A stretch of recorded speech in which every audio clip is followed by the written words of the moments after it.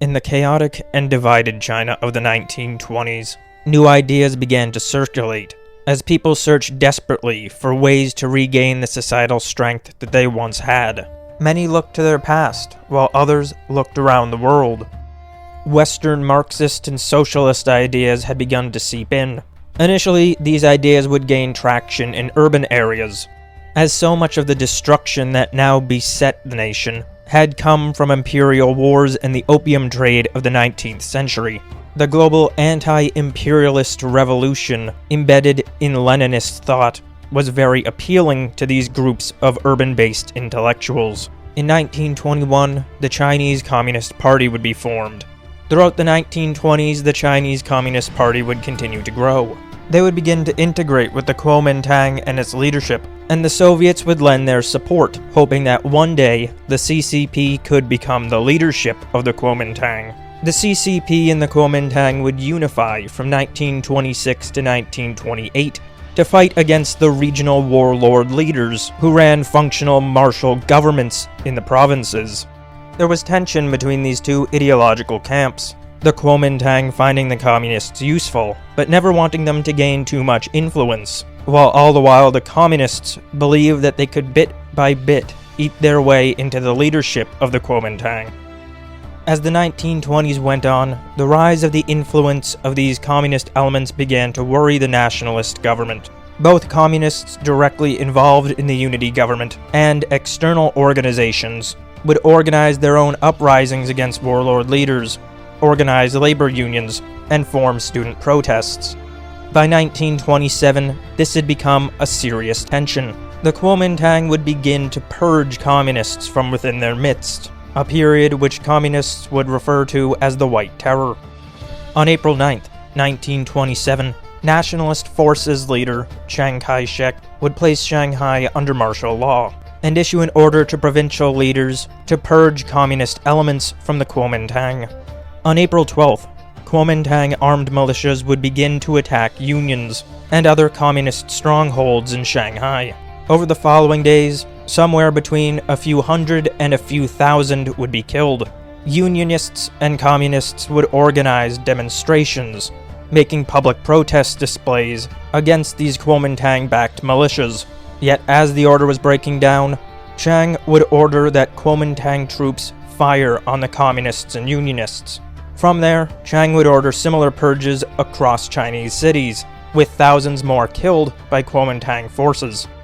On April 18th, Chiang would set up a separate nationalist government in Nanking, decrying the leftist elements which had asserted themselves in Wuhan. Yet simultaneously, even the leftist Kuomintang government which continued in Wuhan would move forward with further purges of communists. The unified coalition would end, and the CCP now knew that they were enemies of the government. CCP fighters would retreat to rural strongholds, and would begin a period of guerrilla warfare. One rising figure in the CCP, Mao Zedong, would lead a series of failed uprisings, and after realizing that they could not take on the Kuomintang forces directly, they would regroup and begin planning out new tactics, building up an army from the rural populations. A civil war was beginning in China. Mao Zedong would declare the Jiangxi Soviet, and all the while, they would begin recruiting more and more, developing their irregular tactics, conducting raids and isolated attacks, all while building up a strategy for how they could take over the nation.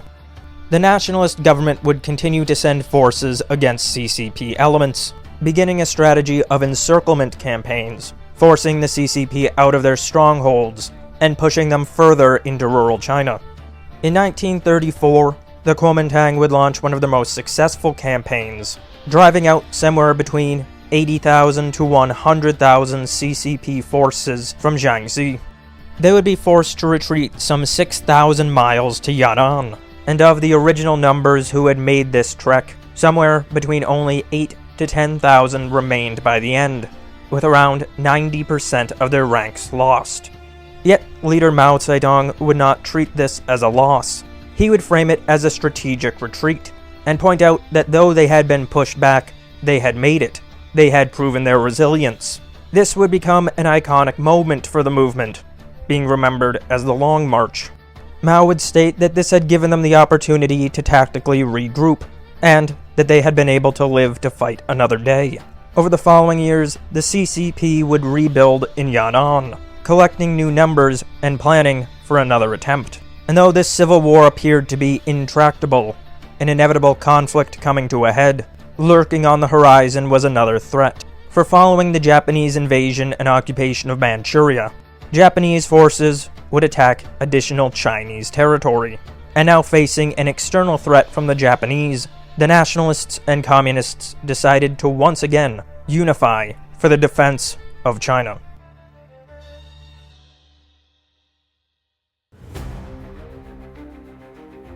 Earlier Chinese communist leadership had thought of themselves as largely an urban movement. As the Kuomintang had begun to force retreats, a sharp division had begun to form. Communist leader Li Lisan would view retreating to rural areas as giving up what they were, particularly as Marxist philosophy held that the revolution would come from the proletarian working class, a class rooted in industrialized cities, and not from rural peasants. Though Mao Zedong was not leader of the movement, he was gaining enormous influence, both within China and internationally. He had a quite different view, being less of an ideological purist and more pragmatic than his counterparts. He believed that the rural peasantry could be just as useful. However, holding to Marxist theory, he did see an issue arising, as the theory holds that in order to reach the communist utopia, societies must go through different economic phases, and that China would first have to go through an industrialized capitalist phase in order to then go on to communism. Nonetheless, he began to think how the rural peasantry could be used to this end. Perhaps this unique new Chinese communism could be different. Prior to the Sino Japanese War, the Chinese communists began to get support from communists internationally, particularly organizations of the Comintern, the Communist International. The Soviets would send Chinese students studying in Moscow to act as leaders for the Chinese revolutionaries, the 28 Bolsheviks. They, however, proved not to be very effective, and as the communists were being routed by Chiang Kai-shek's forces, communist troops would quickly abandon the Bolsheviks, aligning themselves under Mao's leadership. It was during the Long March that Mao truly began to assert himself as a movement leader. Throughout the Sino-Japanese War, when the communists and nationalists allied to fight against the Japanese, the nationalists maintained the bulk of conventional forces and held on to the cities. Thus, they would fight as the main army of China, while simultaneously communist forces in rural areas would continue to operate under guerrilla tactics, mounting insurgency strikes against the Japanese. All the while, the communists were recruiting, building up their base in rural, liberated areas. Throughout this time, Mao was able to accumulate more power, as his unique brand of Chinese communism was becoming the dominant strain in the movement. Though the nationalists and communists had fought together over the course of the war, the conflict had not gone away. As the Second World War and the Sino-Japanese War came to an end, this conflict would begin to reassert itself. There was some hope for a unified government. Both communist and nationalist leadership stated that they believed that there could be a unity government. However, they both held mutually irreconcilable demands. The communists wanted to be brought into the nationalist government. The nationalists would accept this, but on the condition that the communists would first lay down their arms. The communists were willing to lay down their arms, but only on the condition that they were first brought into the government. Thus, a circular, irreconcilable conflict had emerged. Shortly after the war, Army Chief of Staff George Marshall was just about ready to retire. He'd become quite a towering figure during the war and had enormous respect in Washington. Yet, seeing the brewing conflict in China, Washington wanted to find a resolution. The only problem, they had nobody who could do it. Thus, President Harry Truman would personally call Marshall, asking that he act as envoy and attempt to broker an agreement between the Chinese factions. Marshall would travel to China and begin talks between the communists and the nationalists. For some time it seemed quite successful. Marshall would take tours around China, being viewed as a great figure who was bringing peace. He would draft proposals for new laws and constitutions for the Chinese state. It appeared as though he was indeed brokering peace and was creating a unified government. However, there was a question lingering. It was quite clear that the Americans were on the side of the nationalist government. Chiang Kai-shek and the nationalists wondered what would happen if they didn't agree to a unified government with the communists. Would the Americans really retract their support?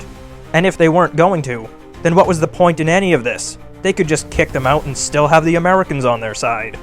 That question would be answered. This was something that Marshall himself was wondering, and he would pose this question to the president. For some time the response had been, "Don't worry about it, you'll solve it." Yet ultimately Marshall kept pressing, and he would receive the answer, "No, we will always back the nationalists."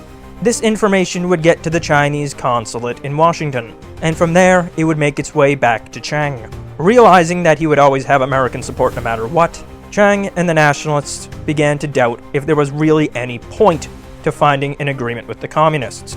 Meanwhile, the communists were coming to a similar conclusion. During these peace talks, Joseph Stalin had instructed Mao, Zhou Enlai, and the communists to treat George Marshall as though he were representing all the nations of the world. The Soviets were telling the communists to listen to Marshall, and so for quite a while they did. Yet over time, as it was becoming quite clear that a Cold War was emerging between the liberal capitalist nations and the communist nations, the communists came to a quite similar conclusion, that ultimately, if they could not reach a resolution with the nationalists, the Soviets would back them. And so now both sides of the conflict, realizing that they would have a superpower to back them regardless of outcome, they realized there was no point in negotiating. Just go back to war. Beginning in June 1946, the Kuomintang would launch another major offensive against the communists. The communists would adopt the active defense strategy. Mao would come up with a series of rhymes for his men, easily remembered little poems, so that communist forces could easily remember the strategies and tactics that they were instructed to use. Active defense held that the communists should resist fighting any time that they were at a disadvantage, retreat, consolidate, defend, and only when they had an advantage, launch an attack. The idea was quite simple: retreat and defend, force Kuomintang forces to come to them, continue to build up forces recruiting from the rural regions, and ultimately, when they had a sufficient advantage, fight a conventional conflict against the nationalists. Through to 1947, it appeared as though the nationalists had the advantage. They would capture the communist capital in Yan'an, forcing a sizable communist retreat. Yet over the following year, communist forces would launch major campaigns in Manchuria, central China, as well as a major campaign in the coastal provinces. Kuomintang losses would begin to rise. Slow and steady, the tide was turning on the Civil War. Beginning September of 1948, the three great campaigns would be launched. Throughout this stage of the Civil War, the CCP would see sweeping victories, with the Kuomintang losing around 1.5 million troops.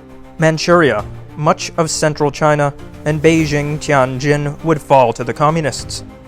In April of 1949, the Communist People's Liberation Army would cross the Yangtze River, and ultimately capture the Kuomintang capital in Nanjing. Chiang Kai-shek would flee to Taiwan, and it appeared as though the communists were on the verge of total victory.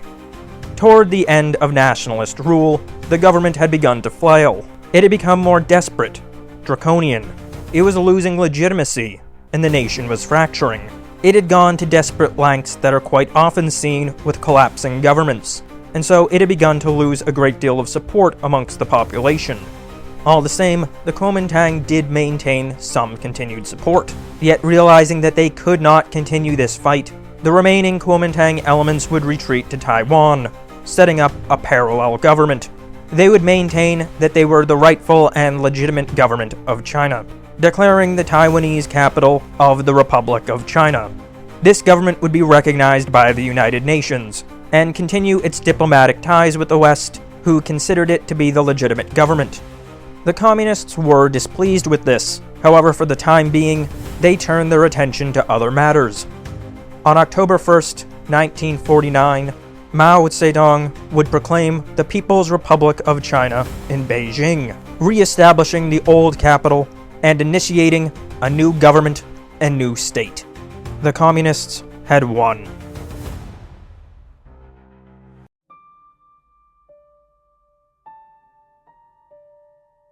Though the new Chinese state was communist, it did have some sizable differences with the Soviets. The early founders of the CCP had been much more aligned with traditional Marxist and Leninist thought. However, China was a quite different civilization, with quite different conditions than had existed in Europe and Russia.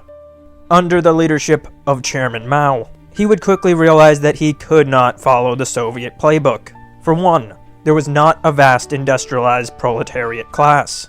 Second, he was building up from a functionally collapsed society. And beyond this, there was a very different cultural background, something very different from the British, German, and Russian origins of traditional communist thought.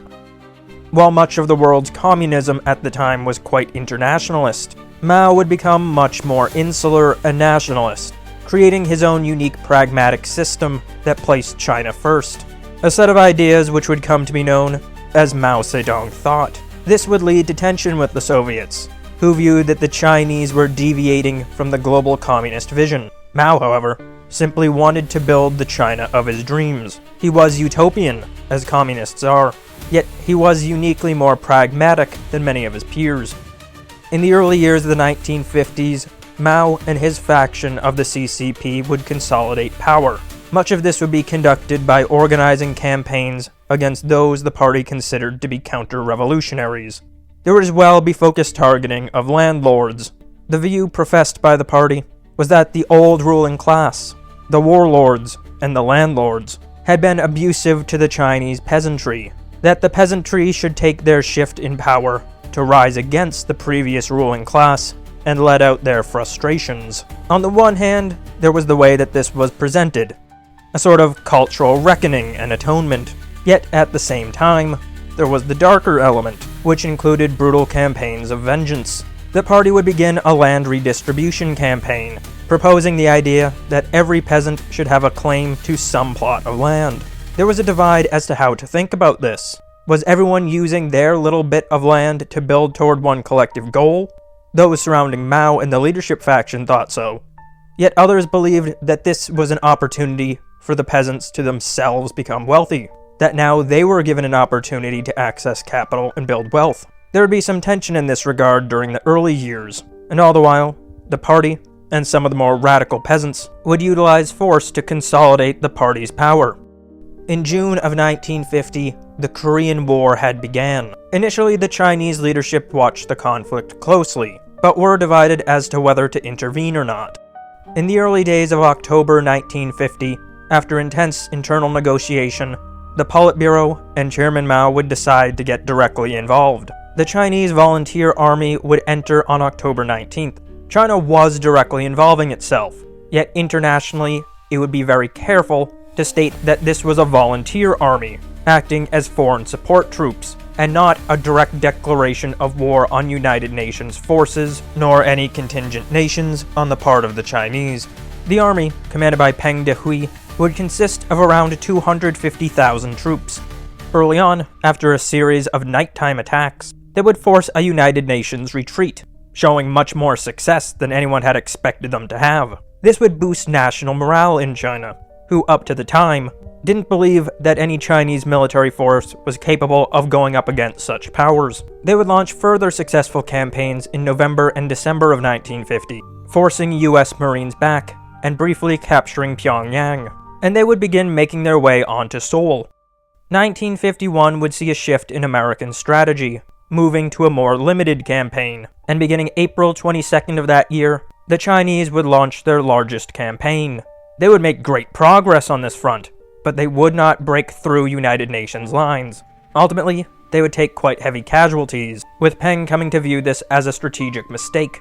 They would make another large push in May, this time taking around 85,000 casualties. Ultimately, the lines would stabilize around the 38th parallel. Negotiations would begin to break out, but they would drag for years. Ultimately, in July of 1953, an armistice would be reached. The Chinese had taken heavy casualties. They had not succeeded in a victory. Yet, they had achieved some sort of stalemate, and they had stood up to a force that seemed impossible. Despite the heavy losses, there was some morale gained from this. They were showing themselves to be a true force. And all the while, back at home, major reforms were underway. There was an enormous industrialization push. China in the early 1950s was still largely agrarian and quite poor, and if they wanted to truly be a peer competitor of the great powers, they knew that they needed more heavy industry. Mao would accelerate his land reform policies, and would more heavily crack down on counter-revolutionaries. Early on, there seemed to be some success. Their economy was growing, their nation had stabilized, and now they were showing military success. People were beginning to feel optimistic in these years, yet at the same time, many felt quite stifled. They found the party to be far too heavy-handed, far too controlling, and in response to this, Mao would initiate the 100 Flowers campaign. In 1956, and stretching on into 1957, Mao would declare that the party was now open to criticism. Intellectuals, authors, and critics were now invited to criticize the party and state what they think should be done differently.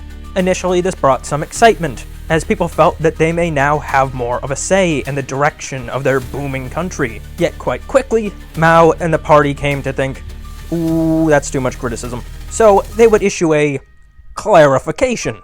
We only want constructive criticism. No criticism that undermines the party. And in 1957, that was enough. So they cracked down on the people who were doing too much criticism. And everyone realized, oh, we're done criticizing. The purges would escalate after this period, as the party realized that there were quite a lot of critics. There would be yet another anti-rightist and counter-revolutionary campaign. All the while, youth fanatics were being cultivated to act as street-level force, all while land reforms and redistribution continued.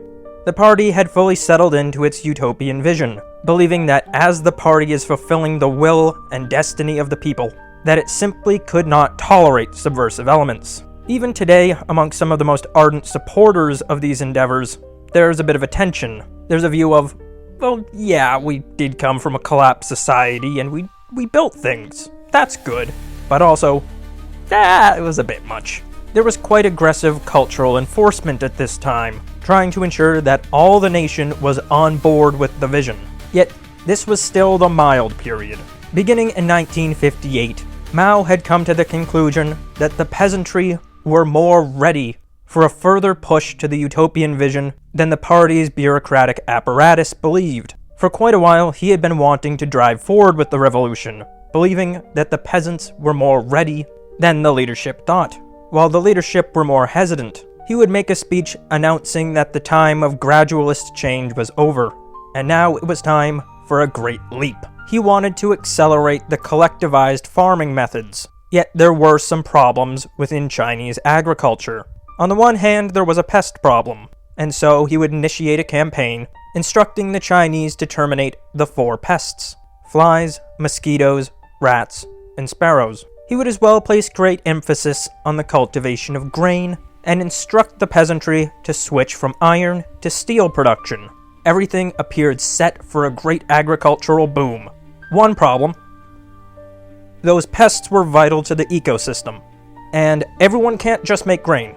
Nobody actually knows how many people died as a result of the ensuing enormous famine. The communists like to argue maybe 6 to 10 million. The Taiwanese anti-communists like to argue maybe 50 to 80 million. It's probably somewhere between 15 to 55 million. We have no idea. It was just that enormous, and those people weren't accounted for. By the time of the early 60s, the party began to discover what was going on, and they realized that this was not working. At this point, the direction of the economy wasn't entirely clear. Was it agrarian communism? On the one hand, the land reform seemed to indicate that, yet also, under this hybrid system, there was allowance for capitalist elements, believing that industry and business could continue as long as it was subordinated to the party. There wasn't a full opposition to capital in the way that European Marxism held, believing that so long it was subordinated to a collective endeavor, the nation as a whole should accumulate capital. And this could be done via a party-subjugated capital class. Yet as the 1960s went on, Mao and the leadership came to feel that this element of society may be accumulating too much power. They wanted to return to something a little bit more pure, and so they would launch the Cultural Revolution. This would be a sweeping purge of capitalist bourgeois elements. Some of those fanatic young and students would be called upon to organize into something greater, something which could destroy the ways of old and the counter-revolutionary elements. And so, the Red Guard would form. Beginning in mid-1966, Mao would call on groups of students to bombard the headquarters of teachers, school officials, and reactionary intellectuals. As a result, many of those in academia would be harassed, humiliated, beaten, and killed. He had created a group of fanatic students, and if you've ever seen how detached a college student can get from reality, yeah, that's who you'd use. The government would state its goal as the elimination of capitalist roaders and the destruction of the four olds: old culture, old ideas, old customs, and old habits. When a group of these Red Guard would assemble in Beijing, it was unclear just the level of official endorsement which they had. However, in August of 1966, Mao would address the gathered crowd wearing their identifiable red armband, lending his support to the movement. With the clear support of Mao, the Red Guard would go on a rampage, destroying schools, statues, shrines, temples, anything of cultural heritage. It was to be a totalizing purge of the culture that was. There would be widespread violence, chaos, and ideological enforcement. Some of those more senior in the party would begin to raise concerns at this during Politburo meetings, and thus a rift would begin to form within the leadership. Mao and his faction liked the Red Guard, and they liked the momentum of the revolution, while others said, "Are you sure?"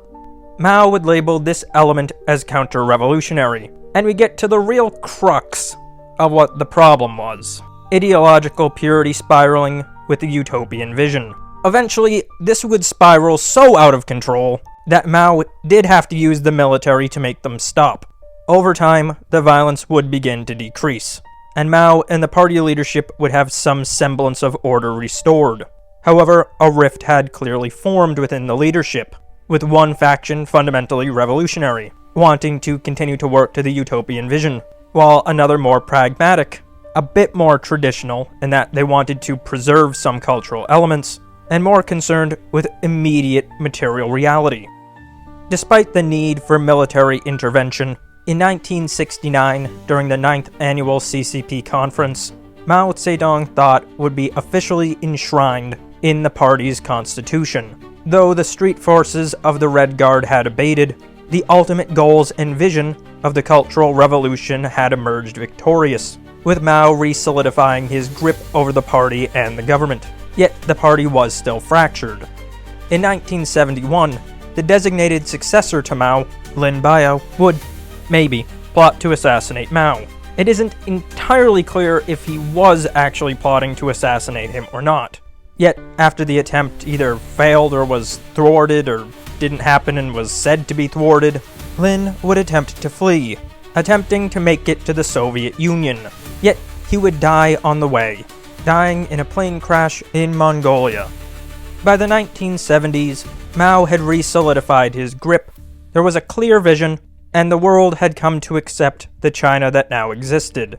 The West began to wonder if there should be some renormalization of relationships between them, and in 1972, US President Richard Nixon would visit the country. This was a quite sizable move, as this was right in the heart of the Cold War, yet proved to perhaps be one of the first steps in rebuilding a normal and a trade relationship between the two countries.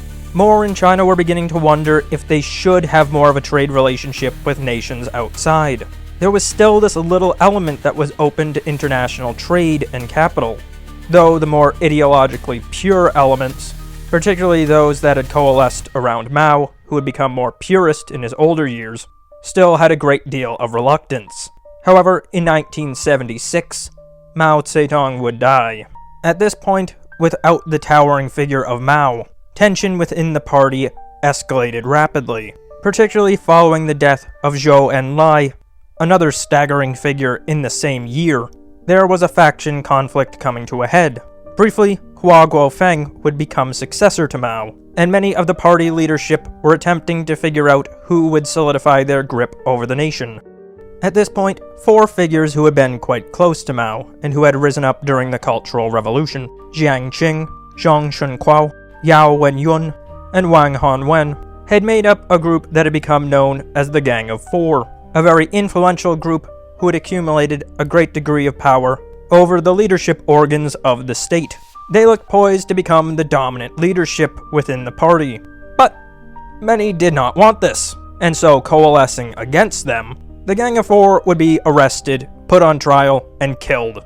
Those around Hua were very happy to see these radicals eliminated, and so they set out to build the new leading faction.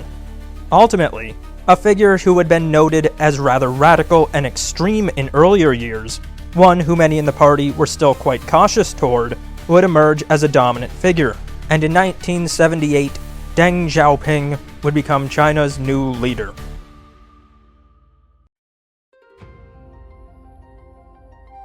There is a really tricky legacy that still exists around Mao. Often the image of communists in the West is as the radical, ideological, spoiled middle-class college kid with fantastic visions of grandeur.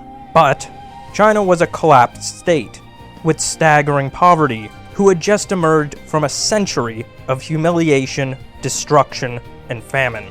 Their civilization had completely been destroyed, so it makes much more sense that they were going to most likely end up with a quite radical solution. Their peasantry had been horribly abused, and they did build up a real economy, and a real military. So many of those within the country who continue to hold to the old vision today do hold a degree of reverence for this period and for this movement, at least in a symbolic sense. For while many of them recognize that this period did devolve into brutality, and that the famine was enormously catastrophic, it was also the first time they felt pride in over a century. So while many don't want to repeat what happened during the mid-century, there is a sense that something was built during these years, and while perhaps being quite cautious to repeat what they see as the mistakes of the past, there is symbolic value. There's a reason why they continue to use the old imagery, why Mao has become much more of an iconic figure, as opposed to a raw political one.